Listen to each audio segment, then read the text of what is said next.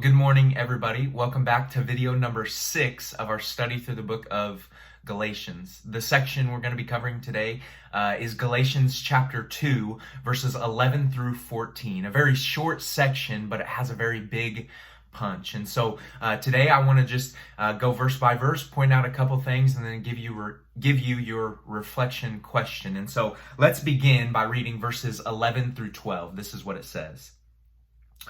When Cephas, who is also Peter, came to Antioch, I opposed him to his face because he stood condemned.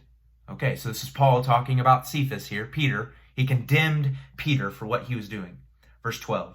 For before certain men came from James, he used to eat with the Gentiles. But when they arrived, he began to draw back and separate himself from the Gentiles because he was afraid of those who belonged to the circumcision group. And so right here in verses 11 through 12, this is what's going on.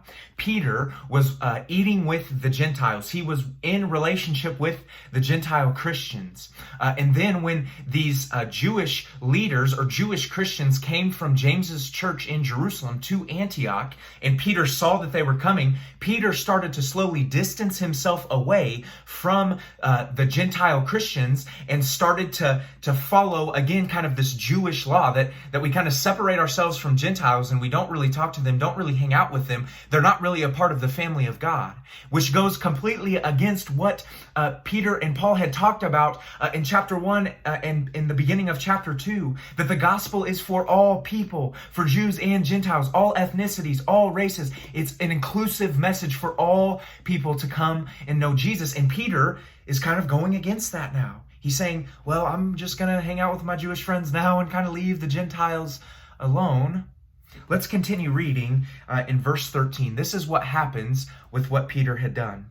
The other Jews joined Peter in his hypocrisy, so that by their hypocrisy, even Barnabas was led astray. So we see right here in verse 13 that Peter's actions, Peter's words, what he was doing was leading other Christians astray. Man, that's not good. That's not good news. That by what Peter was doing, Christians and other men and women were being led astray. Let's continue by reading the last verse, verse 14. When I saw that they were not acting in line with the truth of the gospel, this is Paul. When I saw that they were not acting in line with the truth of the gospel, I said to Peter in front of them all. So it's not just a one-on-one conversation. It's in front of everybody. Paul said, "You are a Jew, yet you live like a Gentile and not like a Jew. How is it then that you force Gentiles to follow Jewish customs?" And so right here, we see this is Paul, man, calling out Peter in front of the church. Like he's saying, Peter, what you are doing is not only leading people astray, but it's not the truth of the gospel. It's not the gospel that we're preaching, because you're making Gentiles try and follow Jewish customs. And we know that when we come to Jesus, it is putting our faith and trust in Jesus and obediently following him. It's not trying to follow the Jewish customs no longer. No, it's placing our faith and trust in Jesus and faithfully being obedient to him. And Peter is kind of going against that right now. And so Paul calls him out. One thing that I think this text draws upon is that we as leaders, people who have followed Jesus for a while, we have some authority to call people out when they are leading others astray. Now, I don't think when we do this, we should do it in front of everyone like Paul did. I think what Paul did is the right thing. I'm not saying that Paul did the wrong thing, but I'm saying at first, our first option should be to talk to that person one-on-one and say, hey, we think that maybe, I think that what you're doing is kind of not following the truth of the gospel. You're leading others astray by your actions, and you should actually have examples of how this is happening. But I don't necessarily think that's what I want to talk about from what this text is drawing out. I kind of want to focus on us.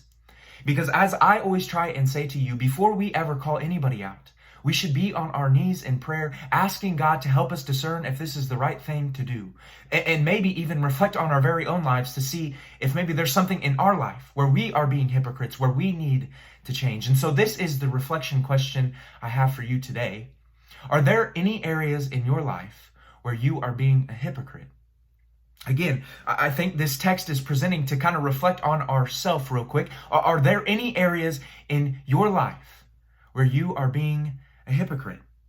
Now, what this means is that, are there any areas in your life where you say you are following Jesus, but backstage you really aren't?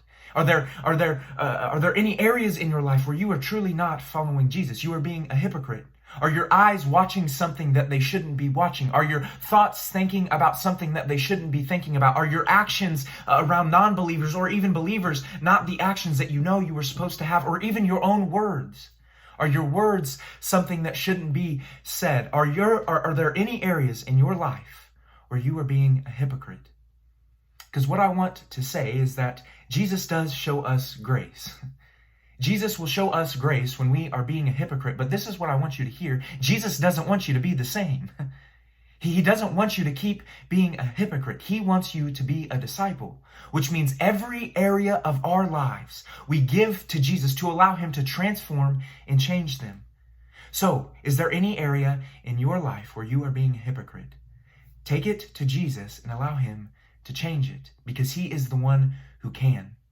I love you guys. I hope you guys have a great day, and I'll talk to you on Wednesday.